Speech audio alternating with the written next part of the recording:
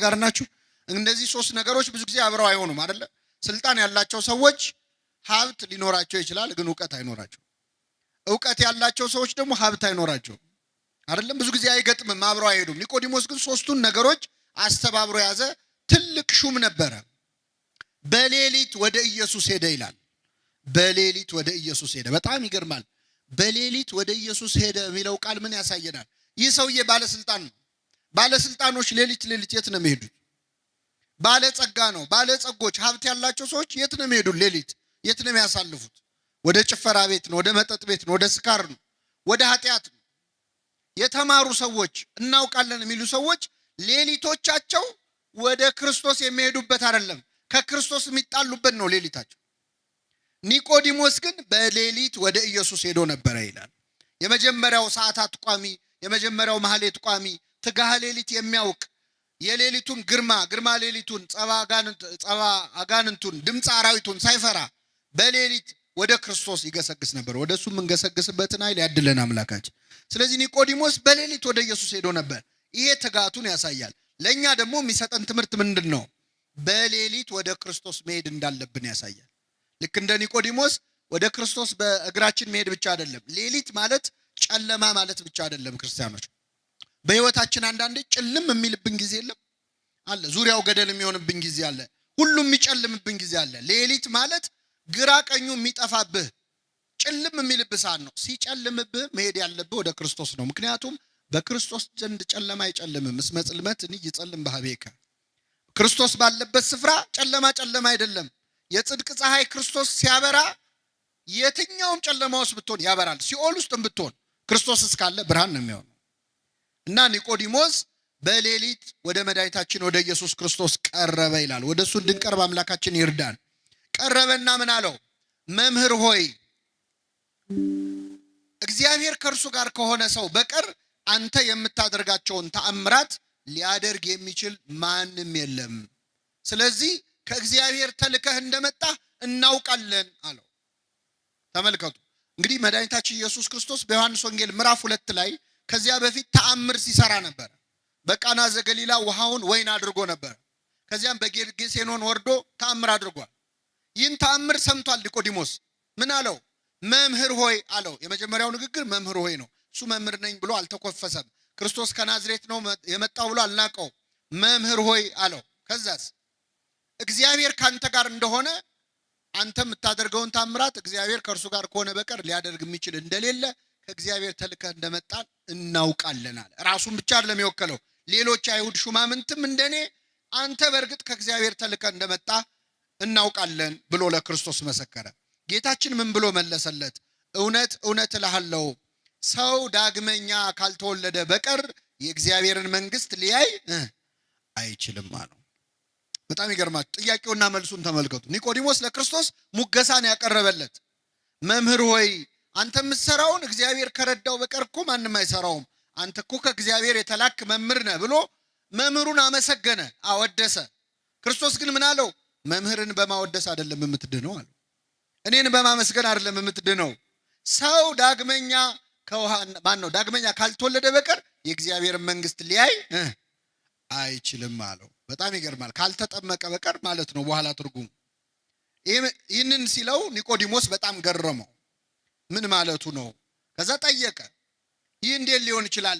ሰው ዳግመኛ ወደ እናቱ ማህፀን ገብቶ ተመልሶ ሊወለድ ይችላልን ብሎ ጠየቀ።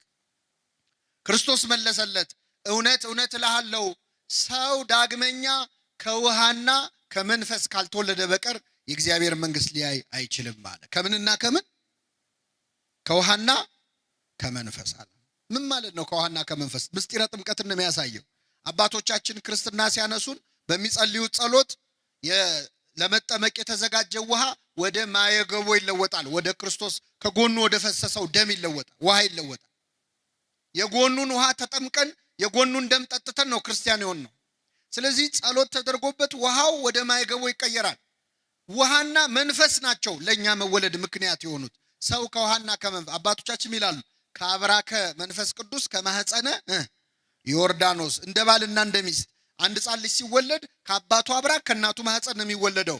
እንደ አብራክ መንፈስ ቅዱስ እንደ ማህፀን ደግሞ ዮርዳኖስን አድርጋ ቤተክርስቲያን ጥምቀትን ዳግም ልደት ትላለች። ስለዚህ ሰው ዳግመኛ ካልተወለደ ወይም ካልተጠመቀ በቀር የእግዚአብሔርን መንግስት አይወርስም አለው። በጣም ይገርማል። ኒቆዲሞስ አለቃ ነው፣ ባለስልጣን ነው፣ ባለሀብት ነው ብያቸዋል። ወደ ጌታ ሲመጣ ግን ባለሀብት መሆኑ ቀረና ገና አልተወለድክም አለው ክርስቶስ። ገና ልትወለድ ያስፈልጋል አለው። አስተነፈሰው። ወደ ጌታ የሚመጡ ሰዎች ተኮፍሰው መጥተው ተንፍሰው ነው የሚሄዱት። ደረጃቸውን አውቀው ነው የሚሄዱት። ባለስልጣን ነኝ፣ ምሁር ነኝ፣ ባለገንዘብ ነኝ ብትል ክርስቶስ ፊት ግን ስትመጣ ምንም ነህ። በዚያ ላይ ኒቆዲሞስ በሌሊት የመጣው ዝም ብሎ ለመማር ብቻ አይደለም። በዚያን ጊዜ ከክርስቶስ ተማሪ ሆኖ የታየ ሰው ህይወቱ ላይ አደጋ ይጣልበት ነበር። በተለይ የሸንጎ አባል ከሆነ፣ የምክር ቤት አባል ከሆነ ከምክር ቤት ሊባረር ይችላል። ስለዚህ ሌሊት ያስመጣው የመጀመሪያው ምክንያት ፈርቶ ነው። የክርስቶስ ተማሪ ሆኖ መታየት አልፈለገም ነበር። ተመልከቱ፣ ይፈራ ነበረ። ሁለተኛ ገና እስካሁን አልተማረም እንዴ? ከጌታ እግር ስር ቁጭ ብሎ ይማራል። ከ30 ዓመት ጎልማሳ ከክርስቶስ እንዴት ይማራል? ስንት ነገር ያውቃል ብለን ስንገምት ብለው እንዳይንቁት ተከብሮ ያደርጋል ደንቆሮ ይላሉ አባቶቻችን። ሰው ሲከበር እኮ ይደነቁራል፣ ትምህርት መማር አያምረው። በዚህ ምክንያት ኒቆዲሞስ በሌሊት መጣ እና ሰው ዳግመኛ ከውሃና ከመንፈስ ካልተወለደ በቀር የእግዚአብሔር መንግስት ሊያይ አይችልም አለ። ይህን ጊዜ ኒቆዲሞስ ምን አለ መሰላችሁ? ይህ እንዴት ሊሆን ይችላል? ኒቆዲሞስ ስንት ጥያቄ ጠየቀ? 2 ጥያቄ ጠየቀ። መጀመሪያ እንዴት ሰው ወደ እናቱ ማህፀን ሊመለስ ይችላል አለ። ለሱ መለሰለት። እኔ ወደ እናት ማህፀን ተመለስ አላልኩም፣ ከውሃና ከመንፈስ ነው የምትወለደው አለ። ሁለተኛ ጥያቄ ጠየቀ። ምንድነው ጥያቄው? ይህ እንዴት ሊሆን ይችላል አለ። የመጀመሪያው ጥያቄ መረጃ ከማጣት እውቀት ከማጣት የተጠየቀ ጥያቄ ነው። ክርስቶስ መለሰለት። ሁለተኛው ጥያቄ ግን የጥርጣሬ ጥያቄ ነው፣ የክርክር ጥያቄ ነው። እንዴት ሊሆን ይችላል? እግዚአብሔር እውቀት አጥሮን የምንጠይቀውን ጥያቄ ይቀበለናል። እምነት አጥሮን የምንጠይቀውን ጥያቄ ግን ያዝንብናል፣ ይቀየመናል። እየተነገረ እንዴት አትሰማም? እየነገርኩ አይደል ወይ? ለዚህ ነው እኮ እመቤታችንን ስናመሰግናት እንደ ዘካርያስ ሳትጠራጠሪ፣ እንደ ኒቆዲሞስ ሳትከራከሪ ያመንሽ ብፅዕት ነሽ እንላለን። ኒቆዲሞስ ክርክር ነው የገባው ከክርስቶስ ጋር። ይህን ጊዜ ምን አለው? አንተ የአይሁድ መምህር ስትሆን ይህንን አታውቅም አለው። አባቶቻችን ይላሉ ዓለም ልሞ ገሰጸው ይላሉ። አንተ የአይሁድ መምህር ስትሆን ይህንን አታውቅም እንዲህ አለው። ዓለም ልሞ መገሰጽ ማለት ምን መሰላል? ክብሩን ጠብቆ መገሰጽ ማለት ነው። እየሰማችሁ ነው? አሁን እኛ ብዙ ጊዜ ሰዎችን ስንገስጽ ክብሩን ጠብቀን አንገስጽ። ይህንን አታውቅም እንዴ ነው የምንለው በቀጥታ። እሱ ምን አለው? አንተ የአይሁድ ምን ስትሆን? ከኔ ጋር ናችሁ? እስቲ ልጠይቃችሁ። አሁን አንድ ሰው መጥቶ አንተ ውሻ ከሚለንና የኔ ውሻ ከሚለን መልሱልኝ። ካንተ ውሻና ከኔ ውሻ የቱ ይሻላል? አንተ ውሻ ስትባሉ ደስ ይላችኋል? የኔ ውሻ ስትባሉ ትሽኮረመማላችሁ አይደል? ትቅለሰለሳላችሁ። ግን ሁለቱም እኮ ውሻ ነው የተባለ። ንግግሩ አንድ ሆኖ ሳለ የምንናገርበት መንገድ ንግግሩን የበለጠ ተሰሚ ያደርገዋል። ዓለም ልሞ መገሰጽ ማለት ነው። አንተ ትልቅ ሰው አይደለህ እንዴ? የተማርክ አይደለህ እንዴ? እንዴት ይሄ ይጠፋሃል ብሎ ተግሳጽ በጣም ጥሩ ነው። ክርስቶስ የማያስተምረን የለም እኮ አክብሮ። አንተ የአይሁድ መምህር ስትሆን፣ የእስራኤል መምህር ስትሆን እንዴት ይህችን ነገር አታውቅም አለው ክርስቶስ። ከዚያ ምን አለ? ከስጋ የተወለደ ስጋ ነው፣ ከመንፈስ የተወለደ ምንድን ነው? መንፈስ ነው። ከመንፈስ ትወለዳላችሁ ስላልኩ አታድንቅ። ማለት የምትወለዱ ልደት የስጋ ልደት አይደለም፣ መንፈሳዊ ልደት ነው። ነፋስ ከየት እንደሚመጣ ወዴት እንደሚሄድ አይታወቅም። መንፈስ ቅዱስም ከየት መጥቶ ሕፃኑ ላይ እንደሚያድር ሲጠመቅ ተጠምቆ ልጅነት መቼ እንደሚሰጠው አይታወቅም። ይሄ የመንፈስ ቅዱስ ስራ ነው ብሎ ኒቆዲሞስን በሌሊት አፍሮ ወደ ክርስቶስ የመጣውን ተማሪ አስተማረው። የኒቆዲሞስን እድል ለሁላችን ያድለን። ይሄ የመጀመሪያው ኒቆዲሞስ ክርስትና ሲጀምር የተከሰተ ታሪክ ነው። ኒቆዲሞስን የዮሐንስ ወንጌል ላይ ግን የምናገኘው 3 ቦታ ነው። ለሁለተኛ ጊዜ ኒቆዲሞስን የምናገኘው የዮሐንስ ወንጌል ምዕራፍ 7 ላይ። ዮሐንስ ወንጌል ምዕራፍ 7 ላይ አንድ ነገር ተከሰተ። ክርስቶስ ሲያስተምር ሰዎች በትምህርቱ ጣዕም በጣም ከመደሰታቸው ብዛት በዋለበት እየዋሉ ባደረበት እያደሩ ቃሉን ይሰማሉ። እና ክርስቶስ ሲያስተምር ሰው የበዛ የጌታ ተከታዮች ብዙ እየሆኑ መጡ። ጸሐፍት ፈሪሳውያን ደስ አላላቸው። ይሄ ነገር ያሰጋናል አሉ። መጨረሻ 2 ወታደሮች ሮማውያን ጠሩና ደና ጉልበት ያላቸው እንደው ጠብደሎቹ ጠሩና ሂዱና የናዝሬቱን ኢየሱስን አስራችሁ ይዛችሁልን ኑ አሏቸው። እሺ ብለው እነዚህ ሁለት ወታደሮች ክርስቶስን ሊይዙ ጉዞ ጀመሩ። ከኔ ጋር ናችሁ? እግዚአብሔር ከሁላችን ጋር ይሁን። ከዛ ሁለት ወታደሮች ጌታን ሊይዙ ሲሄዱ ልክ እንደዚህ ጉባኤ ክርስቶስ ህዝቡን ሰብስቦ እያስተማረ ነው። ወታደሮቹ ቆይ ትምህርቱን ይጨርስና ትምህርቱን ጨርሶ ሲወርድ እናስረዋለን ብለው ቁጭ እንበል ብለው ቁጭ አሉ። እያስተማረ ያለው ማን ነው? የኛን የኃጢአተኞቹን ትምህርት እኮ ቁጭ ብላችሁ ትሰማላችሁ። የክርስቶስ ትምህርት እንዴት አይነት ነው? የሱን ድምጽ መስማት ብንችል ደስ አይላችሁ? ብፁዕ ቅዱስ አቡነ ሺኖዳ ምነው ዛሬ አገሩን ያጥለቀለቀው የድምጽ መቅረጫ መሳሪያ ጌታ በነበረ ጊዜ በኖረ ኖሮ ይላሉ። ምነው ድምጹን በሰማ ነው ተቀርጾ በቀረ ኖሮ። አስባችሁታል? የጌታን ድምጽ ብንሰማው የሱ ድምጽ እኮ ይሰራል። አላዛር ውጣ ሲል ሙቱ ከመቃብር ምን ይላል? ይወጣል። አቤት ድምጹን! ስንት በሽተኛ ፈውሰንበት ነበር እያሰማ እና ቁጭ ብለው የጌታን ትምህርት ህዝቡ ሲማር ሁለት ወታደሮችም አብረው ቁጭ ብለው ሲማሩ ትምህርቱ መስጧቸው ቁጭ ብለው ደስ ብሏቸው ትምህርቱ ጨረሱና ትምህርቱ ሲያልቅ ረስተውት ወደ ቤታቸው ሄዱ። የመጡት ምን ሊያረጉ ነበር? ክርስቶስን ሊያስሩት። ክርስቶስ ሊያስሩት የመጡትን ሰዎች በትምህርቱ ጣዕም የሚያስረሳ ሰው ትምህርት ነው የሚያስተምረው ጌታ። ይገርማቸዋል። ወታደሮቹ ተመለሱ ወደ ጻፍት ፈሪሳውያን። የታል አሏቸው። ምን አሉ? እንዴ አስራችሁ ነው አልተባላችሁም ወይ? የታል ያዛችሁታል? እረኛ እስከዛሬ እንዲህ ያስተማረ ሰው አይተን አናውቅም እንዲህ ያለ ትምህርት ሰምተን አናውቅም አሉ። መሰከሩለት። ይህን ጊዜ ጻፍት ፈሪሳውያን ተበሳጩ። ምን አሉ መሰላል? እናንተ ወታደሮች ስለሆናችሁ ነው፣ ምንም ስለማታውቁ እውቀት ስለሌላችሁ ነው። የተማረ ሰው ብትሆኑ ኖሮ የሱን ትምህርት አትማሩም ነበር። እስቲ አንድ የተማረ ሰው ቁጭ ብሎ የሱን ትምህርት ሲማር አይታችሁ ታውቃላችሁ? ያሉ አንድ የተማረ ሰው እስቲ የሱ ተማሪ ያለው ያሉ አለ? የለም። ማ? ኒቆዲሞስ። ይሄ ወሬ ሲወራ ኒቆዲሞስ እዛ ቆሞ ይሰማል። እስቲ አንድ የተማረ ሰው ቁጭ ብሎ የጌታን ትምህርት ተምሯል ሲሉ ኒቆዲሞስ እዛ ቁጭ ብሏል። ኧረ እኔ ያለው ሄጄ እኮ በሌሊት ተምሬያለሁ እንዳይል ያስሩታል። ነገር ይመጣል። ዝም እንዳይል ደግሞ ቆጨው። እንዴት ያለ ነገር ነው! ተጨነቀ። ዝም እንዳይል የተማረው ትምህርት ቆጨው። ያንን ሁሉ ነገር ነግሮት በሌሊት ስለ ጥምቀት አስተምሮት እንዴት ዝም ይበል? እንዳይናገር ደግሞ የሚመጣበትን ያውቃል። ከዚያ ምን አለ? ሄደው ተምረው የክርስቶስን ትምህርት ሰምተው የመጡት ሁለት ወታደሮች ናቸው አይደል? እኛ ሄደን አልሰማንም፣ ባልሰማነው ነገር መፍረድ እንችላለን ወይ? ህጉ እኮ አይፈቅድም አለ ኒቆዲሞስ። ብልጥ አይደለም? ቢያንስ ዋናውን ባያነሳ ትንሽ ስብሰባውን መረበሽም ጥሩ ነገር ነው አይደል? ይሄ ምን ማለት መሰላችሁ? በሃይማኖታችሁ አትፈሩ፣ በማተባችሁ አትፈሩ። የምትሰሩበት ቦታ፣ የምትማሩበት ቦታ፣ የምትነግዱበት ቦታ ክርስትናችሁን እንዲታይ የማትፈልጉ ከሆነ ኒቆዲሞስ መጀመሪያ የነበረበት ችግር አለባችሁ ማለት ነው። የመጀመሪያው ስቴጅ ላይ ነው ያላችሁት ማለት። ፈራ ተባለ፣ ደፍሮ እኔ እንዲህ ነኝ ማለት አቃተው። ብዙዎቻችን እንደዚህ ነን እኮ። ነጠላቸውን ጥፍጥፍ አድርገው እኮ ከቢሮ ሲወጡ ቤተክርስቲያን ነው የሚሄደው ለማለት የሚፈሩ ሴቶች አሉ።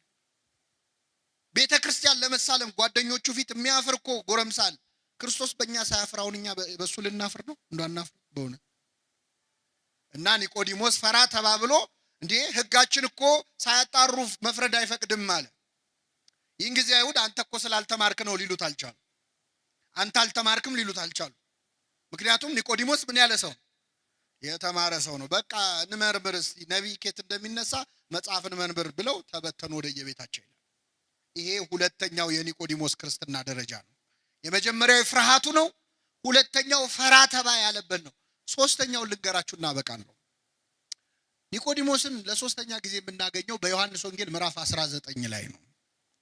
በዮሐንስ ወንጌል ምዕራፍ 19 ላይ ኒቆዲሞስ እንደ መጀመሪያው ቀን በሌሊት ፈርቶ ክርስትናውን በድብቅ ላድርግ ሳይል፣ እንደ ሁለተኛው ቀን ፈራ ተባ ሳይል በአደባባይ ክርስትናውን የገለጸበት ቀን። በአደባባይ መቼ ነው ካላችሁ ጌታችን መድኃኒታችን ኢየሱስ ክርስቶስ በመስቀል ላይ ተሰቅሎ በሞተበት ዕለት ዓርብ ዕለት። ታስታውሱ ከሆነ ዓርብ ዕለት ጌታችን መድኃኒታችን ኢየሱስ ክርስቶስ 9 ሰዓት ላይ ነፍሱን ሰጠ። ልክ እንደሞተ አይሁድ ሐሳባቸው ምን እንደሆነ ታውቃላችሁ? መሰቀሉ ሳይበቃ የገሃነም ሸለቆ የሚባል አለ፣ ቆሻሻ መጣያ ቦታ። ስጋው እዛ እንዲጣል ነው የፈለጉት፣ እንዲቀበር አልፈለጉም። ማዋረድ ስለፈለጉ ማለት የሚቀብረው እንዲጠፋ። ይኸው መሲህ ቢሆን ኖሮ በእውነት እሱ ክርስቶስ ቢሆን ኖሮ እንዴት ስጋው እንዲተልከስክሱ ይወድቅ ነበር ለማለት እንዲያመቻቸው። ልክ ክርስቶስ ሲሞት ግን ሁለት የአይሁድ ሸንጎ አባላት ወደ ጲላጦስ ሄደው የኢየሱስን ስጋ ለመኑ ይላል። እስኪ በሉ የኢየሱስን ስጋ ለመኑ። ማናማ? ዮሴፍና ኒቆዲሞስ ናቸው። ኒቆዲሞስ ጌታ በሞተበት ዕለት በትክክል እምነቱን ገለጸ። በጣም የሚገርማችሁ ጌታ እኮ ሞቷል፣ አያየውም፣ ይታዘበኛል አይል፣ ሞቷል። በሞተበት ዕለት፣ ወዳጅ ባጣበት ዕለት፣ ደቀ መዛሙርት ሁሉ ጥለውት በሸሹበት ዕለት ከዮሐንስ በስተቀር ብቻውን በሆነበት ዕለት በአደባባይ በተሰቀለ ጊዜ ስጋውን ለመለመን ወደ ጲላጦስ ሄደ ይላል። እዚህ ላይ ለእኛ ትልቅ ትምህርት ነው። የኢየሱስን ስጋ ዮሴፍና ኒቆዲሞስ ሄደው ጲላጦስን የኢየሱስን ስጋ ለመኑት ይላል። ትልቅ ጸሎት ነው በእውነት። አሁን እኛ ላለመቁረብ ከምናቀርባቸው ምክንያት አንዱ ንስሐ አባቴ ጥሩ አይደሉም፣ በደንብ አይዙኝም፣ አይንከባከቡኝም፣ ፊታቸውን አጠቆሩብኝ፣ እንዲያርግ ያሉኝ እንዲያታርጋሉኝ እያለ ከንስሐ የሚልቅ ሰው አለ። መለማመጥ አለ የማይፈልግ ማለት። ለክርስቶስ ስጋና ደም አይደለም ካህን ቀርቶ ጲላጦስም ይለመናል። ለመኑት፣ እባክህ የኢየሱስን ስጋ ስጠን አሉት። ጲላጦስ ምን አለ መሰላችሁ? ከመቼው ሞተ አለ ይላል። ምን ማለት ነው? መስቀል ላይ ተሰቅሎ በ3 ሰዓት የሞተ ሰው የለም። ምክንያቱም መስቀል ላይ መሰቀል አይገልም እኮ በራሱ።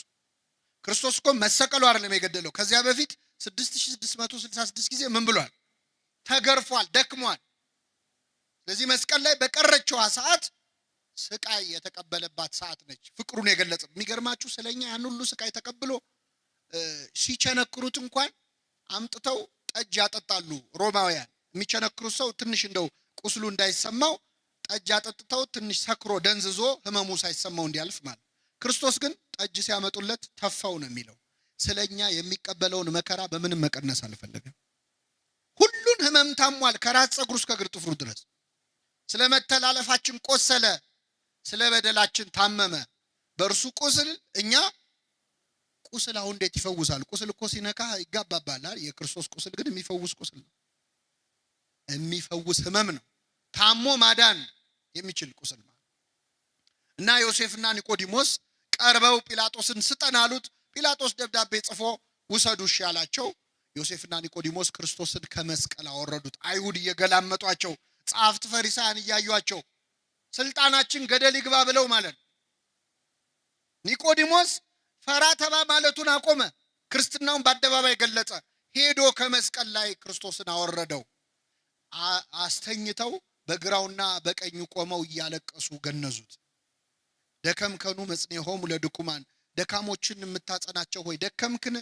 ሞትከኑ መንሥኤሆሙ ለሙታን፣ ሙታን የምታስነሳ ሆይ አንተ ሞትክን? እያሉ እያለቀሱ መገነዝ ጀመሩ። ይህን ጊዜ መላእክቱን ልኮ ነገራቸው።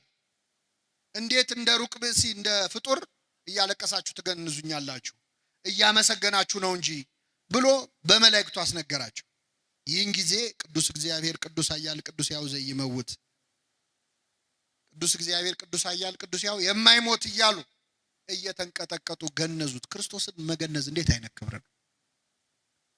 ቅዱስ ኤፍሬም ሶርያዊ ዮሴፍና ኒቆዲሞስን ይጠይቃቸዋል። እንዴት ችላችሁ ገነዛችሁት? እንዴት አስቻላችሁ? አይንን የሚያበራውን አምላክ አይኑን እንዴት ከደናችሁት? ሽባ የሚፈውሰውን አምላክ እጆቹን እግሮቹን እንዴት አሰራችሁ? የታሰረውን የሚፈታውን ጌታ እንዴት አድርጋችሁ ፈታችሁት አሰራችሁት ይላል። እና ዮሴፍና ኒቆዲሞስ በክብር ገነዙት። ቤተክርስቲያናችን የዮሴፍና ኒቆዲሞስን ክብር በደንብ ተረድታለች። አሁን ቤተክርስቲያን ስትሳለሙ መጀመሪያ ወድቃችሁ መሬቱን ትስማላችሁ አይደል? ከዛ ግራውንና ቀኙን። መሬቱን ስንስም መቃብሩን ነው እየተሳለምን ያለ ነው። ግራና ቀኙን ስንስም ዮሴፍና ኒቆዲሞስን ነው የምናስታውሰው። አባቶቻችን ቅዳሴ ላይ ሲቀድሱ ንፍቁ ካህንና ሰራዩ ካህን ጸሎት ሲያደርጉ ምንድነው የሚለው?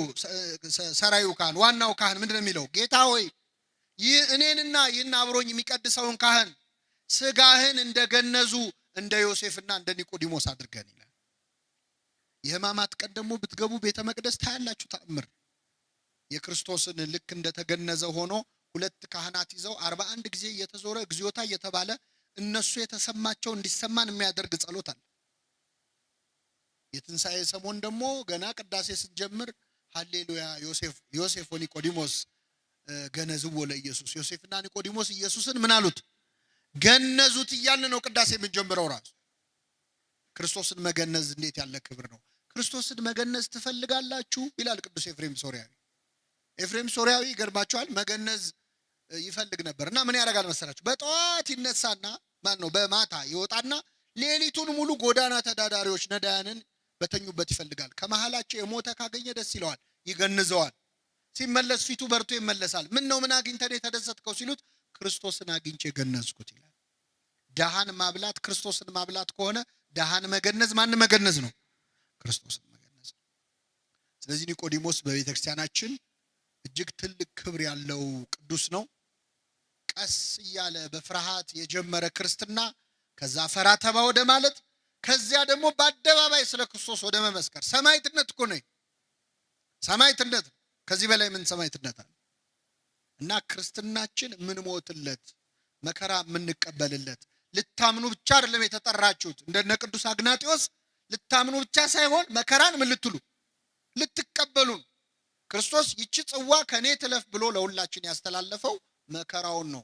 ከኔ ትተላለፍ፣ ከኔ ወደ ቀጣዩ ትውልድ ትሂድ ብሏል። ስለዚህ ክርስቶስን የጠሉ ሁሉ ክርስቲያኖችን ይጠላሉ። በዓለም ሳላችሁ መከራ አለባችሁ፣ እውነት እላችኋለሁ እኔ ዓለምን አሸንፌዋለሁ ብሏልና ኒቆዲሞስ በዛሬው ዕለት የምናስበው ታላቅ ቅዱስ ነው። በረከቱን ያሳድርብን፣ የሰማነውን በልቡናችን ያሳድርብን።